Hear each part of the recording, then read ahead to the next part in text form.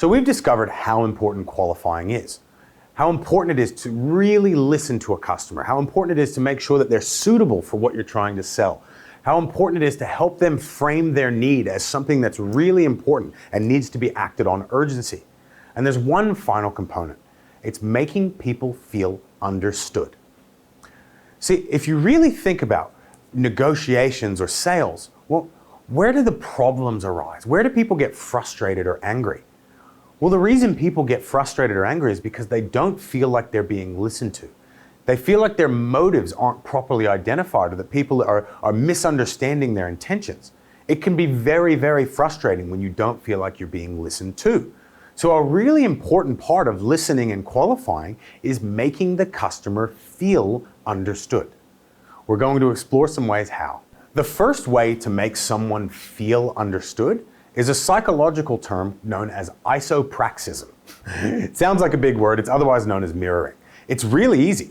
If somebody is talking and you're listening, the best way to show that you're engaged and make them feel understood, you simply repeat the last few words they said. Generally, it's about the last 3 or so words. For instance, a customer may say something like, look, I'm just really, really unhappy with the service that I'm getting. Well, mirroring that back to them, so you'll say, you're unhappy with the service that you're getting?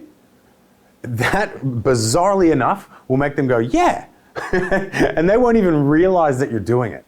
Or for instance, let's say that they're shopping for camping supplies. And they'll say something like, look, I really want something durable. You'll say, so you want something durable?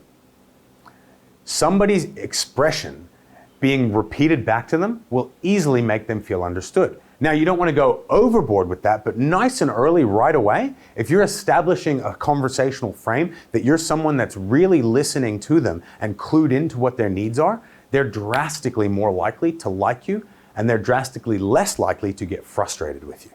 The next skill and habit that you can employ to help people feel really understood is something that took me a really long time to be able to develop.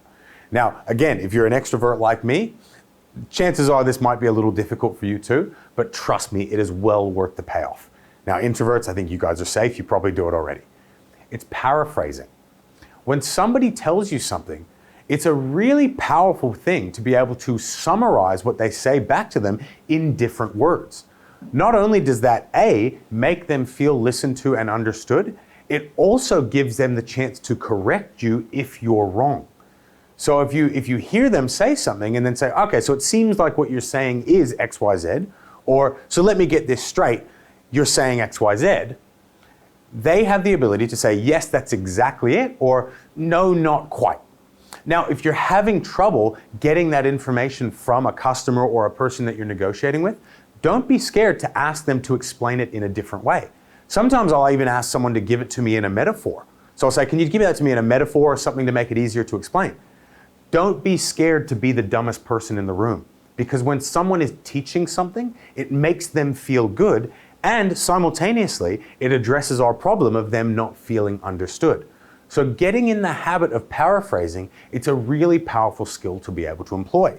Now, someone like myself who is, as ADD as anybody, and my brain's always going 1,000,000 miles an hour, it did take me a long time because normally I like to butt in and I like to add value to the conversation and make it more interesting and run away with it. But nobody likes someone that does all the talking.